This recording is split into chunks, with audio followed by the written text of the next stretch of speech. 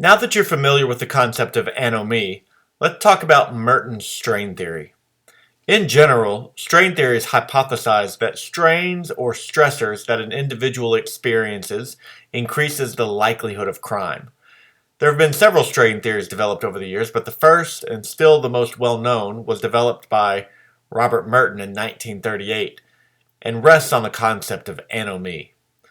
According to Merton, individuals experience anomie, or strain, when there is a disconnect between the culturally approved goals, as defined by a society, and the institutional means acceptable to achieving those goals.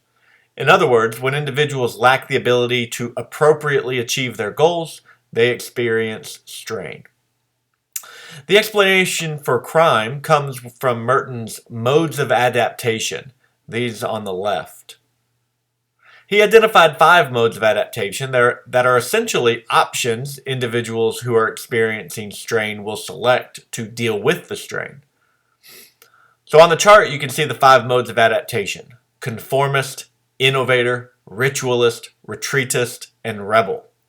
In each column we will see a plus mark or a minus sign in its appropriate mode of adaptation. A plus mark tells us that an individual accepts the goals, or accepts the means as culturally appropriate, or has the ability to achieve them. And on the opposite, a minus sign indicates that the individual either rejects the goal outright, does not want it, or it means that they simply want it but do not have access to achieve it. So let's start with the conformist. For the conformist, we see a plus mark in both the goals column and the means column. They want to be successful. They want to be rich. They want what Merton described as the American dream. Something along those lines. And they want to follow the rules to achieve those goals. They're going to work hard. They're going to get a good job. They're going to get an education. The conformist accepts the traditional means of achieving our goals, so crime is going to be less likely from this mode of adaptation. For the innovator, we will see a plus mark in the goals column because they accept the goal. They want it. However, now we see a minus sign in the means column. The innovator either rejects the means or does not have access to the means. This is where we get crime.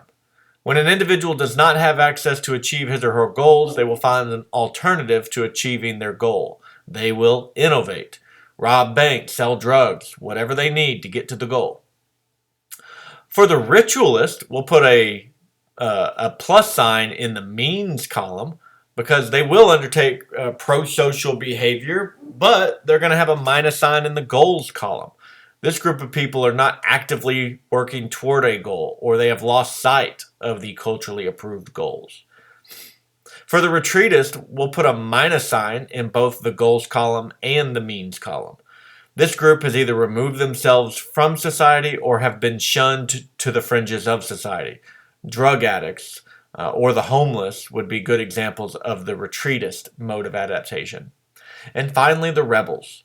For this group, we're going to put a minus sign in both columns, like the retreatist, but we're also going to put a plus sign in both columns.